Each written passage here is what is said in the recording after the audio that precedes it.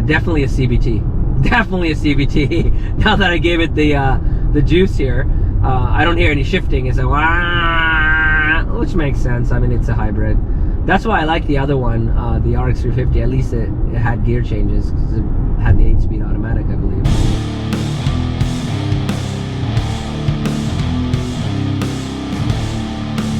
Alright, so this is a 2022, I believe, Lexus RX 450 hybrid. So I get to try the hybrid system, which is kind of cool.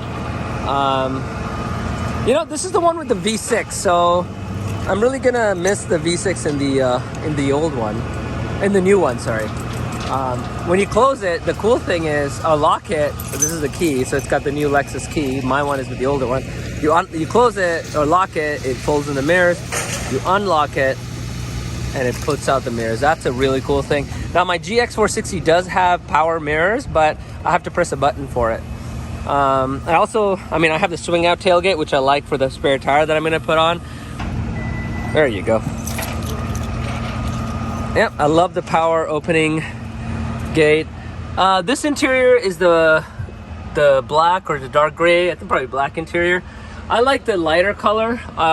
Mine is a crew leather. So nice closing gate there, which is like the tan leather. This is of course the darker one, and I kind of don't like darker interiors because it just makes it feel like a cave. It's like I don't know, claustrophobic. The lighter interiors makes it feel more airy. Yeah, this is the interior. All right, let me start this up and give you a demo of the interior. All right, getting into the 2022 RX 450.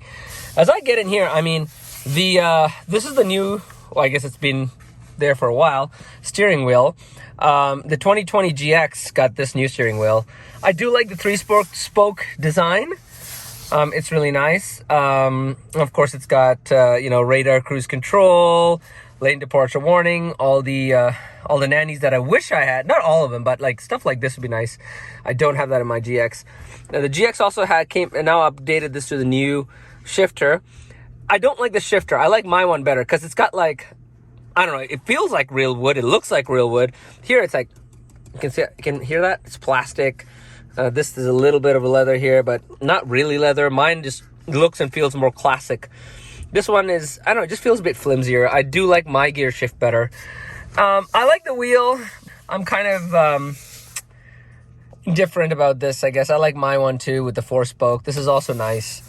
And of course, this is the Apple CarPlay, Android Auto enabled infotainment. Now the new one and the new RX is even bigger, way bigger. But that one comes with a Turbo 4. I mean, I love my V8, first of all, but I mean, at least this is a V6. I know everyone's moving down in cylinder and putting up the turbos to save fuel, but come on. No replacement for displacement, right? All right, let's start it. Oh, look, it's got a blue power button. So that's because it's hybrid. Okay, there's no sound, probably because it's hybrid. Let me adjust my seat here. Here's the infotainment, and you've got the mouse pad thing. I think the new one's touchscreen. You've got, I guess you got EV mode here, traction control in your drive modes. Let's see what we got here. Okay, oops. Yeah, I mean, it's got haptic feedback, but can you hear that? See? So, feels a bit weird. I'm gonna plug in Apple CarPlay, Android Auto. Should work. I don't know if this is wireless CarPlay because there is a wireless charging pad here. You can turn that on. And then of course your electronic parking brake, yeah. Mouse pad rest. Yeah, cool. All right, let's do a little driving video. All right, I'm setting up my driving position in the 2022 Lexus RX 450 hybrid. Right off the bat, my driving position feels lower than my GX, and that's obvious because the GX is a bigger, taller vehicle. I think it's obviously, I believe it's more ground clearance than this. Okay, so press down to take off the parking brake, move it to drive, maybe move this down a little bit, move it closer to me, and off we go. All right. Now I've driven the non-hybrid RX, so the RX 350. Whoa, there's a bird that was running across the street. And I believe I'm gonna like that better after this review. I mean, let's see what happens after this review, but I tend to not like hybrid vehicles because from a driving perspective, and of course from a fuel economy perspective, they're far superior to their non-hybrid counterparts. But for me, I don't know, I'm an enthusiast, a car enthusiast, so I feel like the hybrid system robs you of that.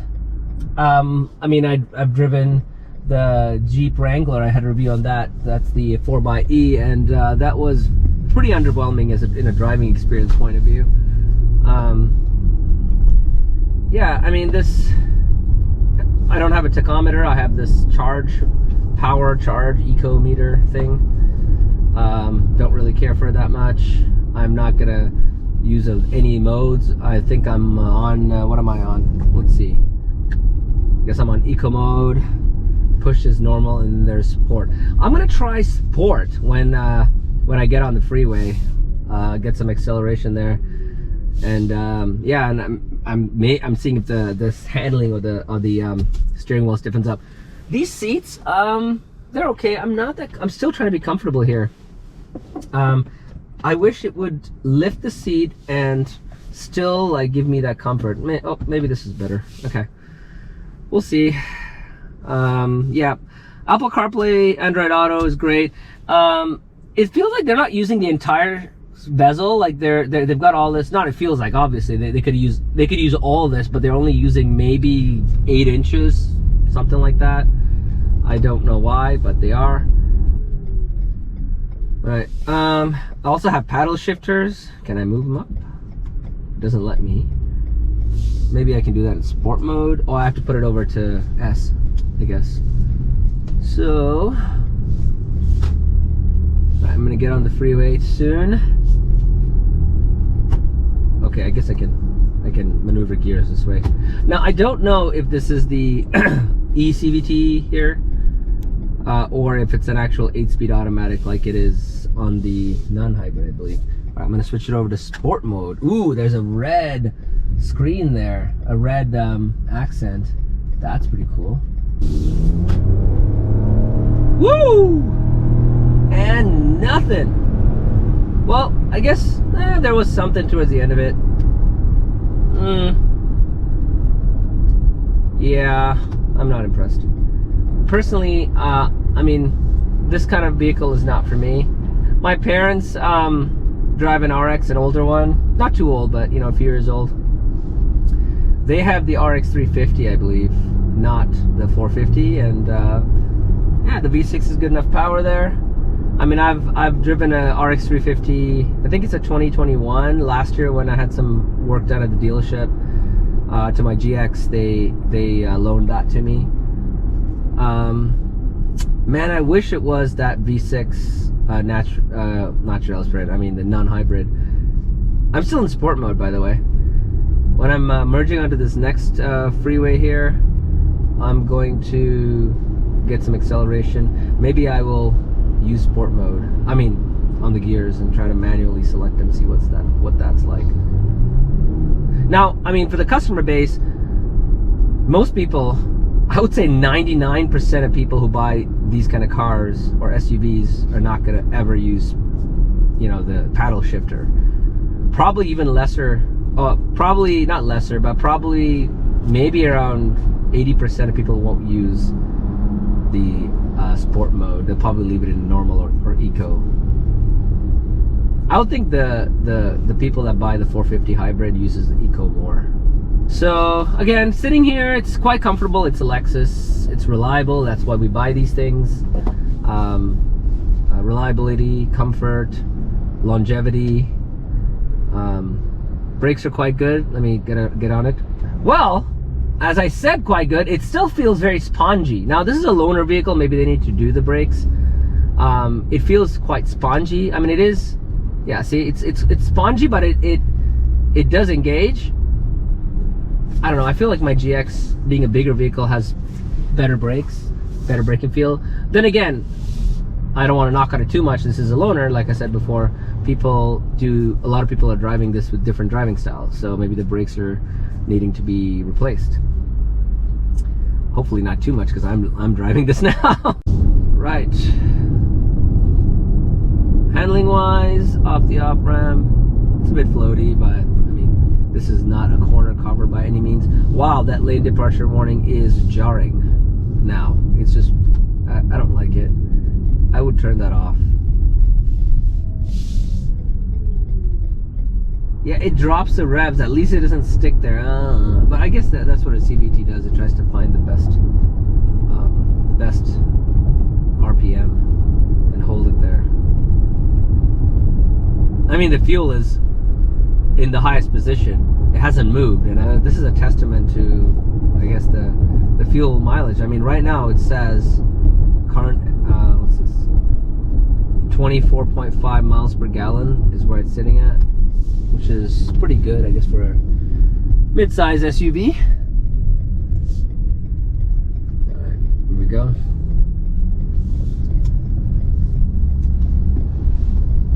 Maybe I can try. I'm still in sport mode. I haven't switched it.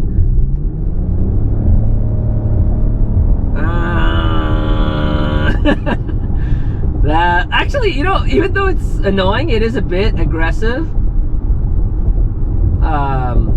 In its nature, I guess. It sounds a bit aggressive, so I'll give it that for a CVT. I mean, the steering feels a little firm. Let me switch it back to normal. Okay, I'm back in normal mode. Let me go back to sport. I don't know, it's very hard to, maybe it's a little tighter. It's very hard to see a difference. Oh, okay, so that's what happens. So the gauges change. If you're in sport, you actually see a tachometer, where if you're in normal, it'll show you the eco charge power meter. What happens if you're in eco? Oh, it's the same meter. So I guess you only see this with sport. Yeah, I'll leave it in normal. I mean, I don't really care to see the tachometer on a car that doesn't even have gears, so. Or you can't even change it yourself anyway. It feels like a PlayStation video game when you're going through those paddles. It's just like, because there's like no feedback, because there is no actual gear change. It's just software and the belt moves. So it just feels like I'm tapping on a PlayStation L1 R1 button. Just interesting. It's quite easy just to, it's very quiet in this cabin. You can have a conversation naturally. I don't know if this is like, you know, acoustic glass or padded or whatnot, but overall I think this is a great vehicle for, like I said, for the demographic that just, you know, looking for a car as an SUV as a tool. So looking for something that is great as a daily driver and a long distance driver, someone that has a family or retired, and is not a car enthusiast. Doesn't really, you know, I likes to have something that's not unattractive, got some style to it, but basically, you know, reliability, longevity. For the RX 450 hybrid, I mean, someone who really likes getting the best fuel mileage.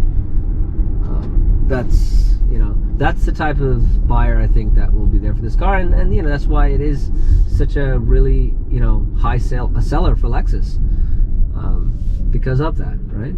Yeah, so I can see why this is such an important car for Lexus, and a huge seller, because it really ticks all the boxes of the average buyer.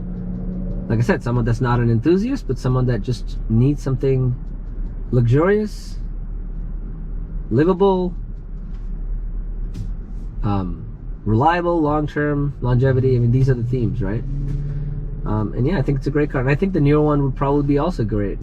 I think that's all I have to say about this. It's not very interesting, not a lot to report here.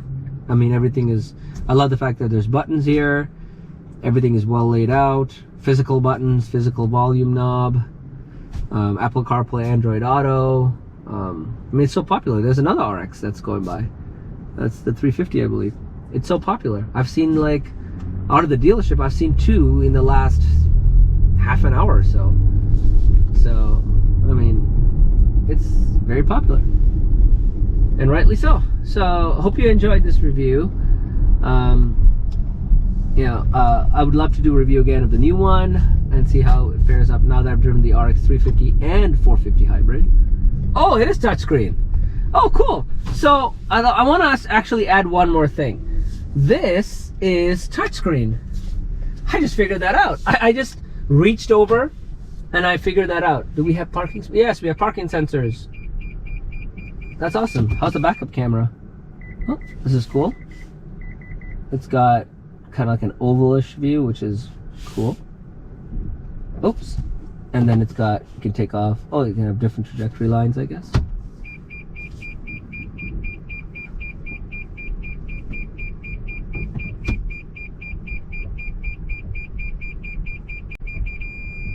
Okay. Move back a little bit. There we go. And then, oh, the parking brake automatically comes on, which is kind of cool. All right, turn off this.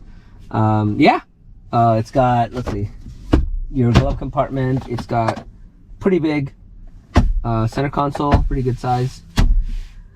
Yeah, feels good. And oh yeah, this is a touchscreen. This is the cool thing. Check that out, guys. It's a touchscreen. Oh, and this is something I really miss in my GX. Well, you can't pinch and zoom, but you can at least pan. So that's cool. Awesome. Have a wonderful, blessed day.